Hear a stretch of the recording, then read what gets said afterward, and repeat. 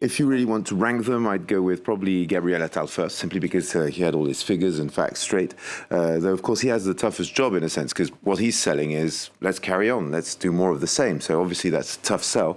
But the fact of the matter is he is the current Prime Minister, so obviously there's been a great work on preparation, and also he's managed to shift his pitch ever so slightly in order to, I'd say, say, right, it's going to be tougher on crime, it's going to be, more open when it comes to environmental issues. They're going to help people, for example, insulate their houses, etc., which is very much, I'd say,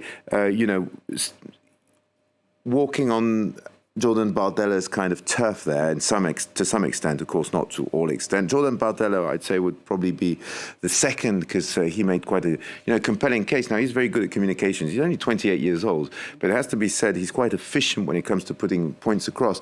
And, well, he is obviously a populist with a populist agenda. So, yes, they're basically hammering on security, immigration, and yes, also, purchasing power for the French people. He wants to reduce taxes on energy. He wants to back off when it comes to environmental norms. And that is going to appeal to a lot of French people, I'd say in the middle and lower middle class across, France, who are, worried about being forced to do work on their houses and forced to change their cars for electric ones, which is something which is, quite important in the countryside. And then Manuel Bompard, who is representing this alliance of the left. Now, when it comes to the polls, the National Front is in front. This left-wing alliance, the Nouveau Front Populaire, is second, roughly 8 points behind.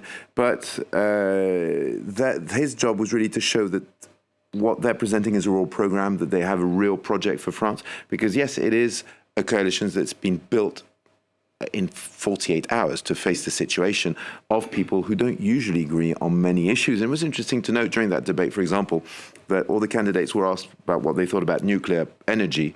When Manuel Bompard is part of France Unbowed is against nuclear power. The Socialist Party is a lot less against nuclear power. And, so it's difficult for them to engineer something that's going to work in the long term. They're pretty much there to win the election. Of course, that's where they're being picked apart by their opponents.